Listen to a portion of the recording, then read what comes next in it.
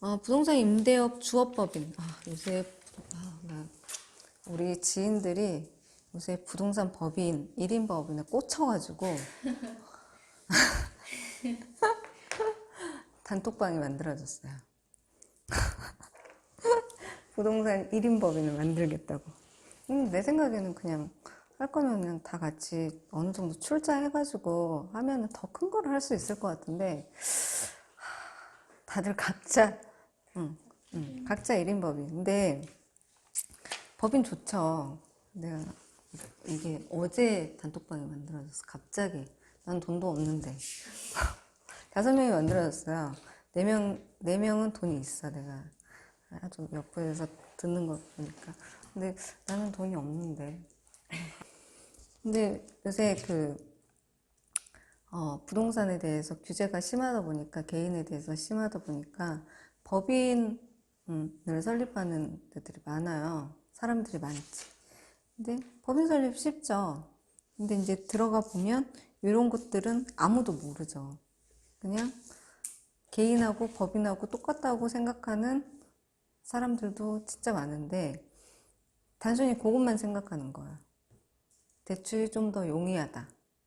왜냐면 개인한테 지금 대출이 많이 묶여 있으니까.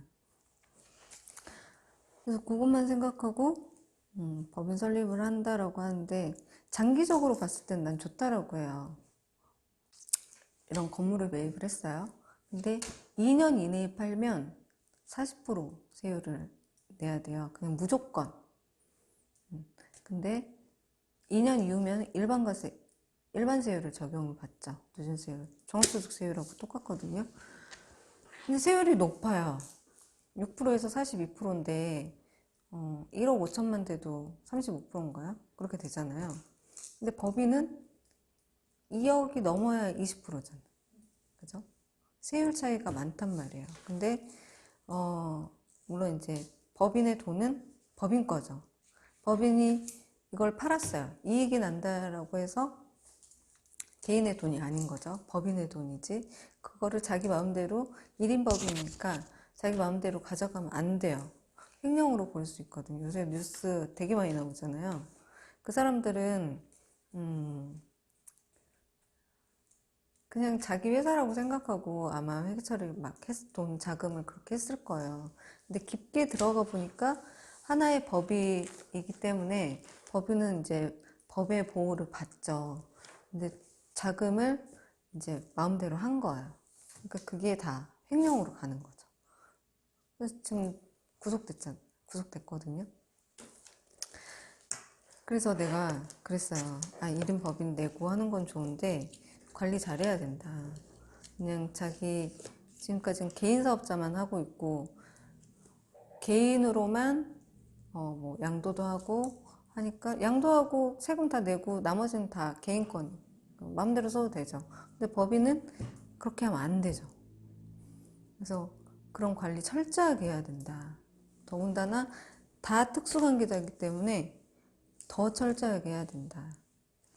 근데 뭐가 좋냐면 아까 2년 이내에 팔면 40%라고 했잖아요. 무조건.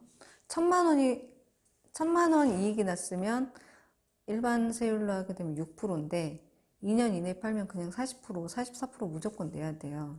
그러니까 1,000만 원 이익 났으면 440만 원 세금 내야 되는 거죠. 그리고 주택에 대해서는 1세대 2주택 이상이면 10% 추가과세, 그 다음에 3주택이면 20% 추가과세가 돼요. 그래서 66% 세금을 낸다라고 하는 게 있어요. 그래서 주택을 옛날에 산 사람들은 지금 팔게 되면 66%씩, 뭐 옛날에 샀으면 양도차익이 많이 날 거니까 한 10억 났다라고 치면 얼마를 내야 돼? 6억 6천을 세금으로 내야 되는 거예요. 그러니까 안 파는 거죠. 안 파니까 매물이 없으니까 자꾸 가격이 올라가는 거예요.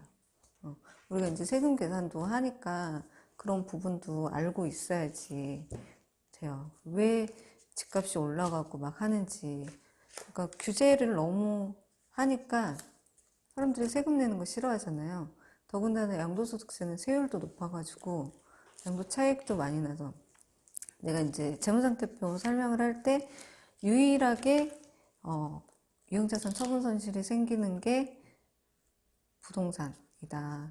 토지 건물은 유형자산 처분 손실이 생긴다라고 설명을 하는데, 다른 차량 매각했을 때는 유형자산 처분 손실이 생기잖아요. 근데 얘는 부동산들은 처분 이익이 생겨요. 근데 개인은 처분 이익이 생기게 되면 세무조정을 하죠. 왜냐하면 양도소득세를 내기 때문에.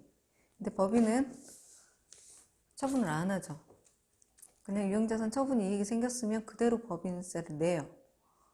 근데 그래서 이제 법인이 건물을 양도를 했을 때는 법인세를 내는 거고, 개인이 아니면 개인 사업자가 자기 건물을 갖고 있는 거를 양도를 하게 되면 양도소득세를 내요.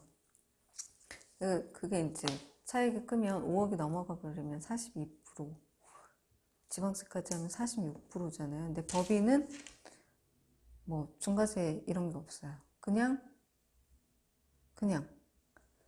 당기순이익이 2억이 안 됐어요. 그러면 10%잖아요. 10% 내는 거예요. 근데 그게 주택이라고 하면 10% 추가과세가 돼요. 20% 내는 거지. 그죠? 그래서 이거를 주업으로 할 거면 법인으로 내는 것도 괜찮다. 앞으로. 근데 자금 관리는 확실히 해야 된다. 본인의 돈이 아니기 때문에 자금 관리 확실히 해야 된다라고 설명을 하는 거예요.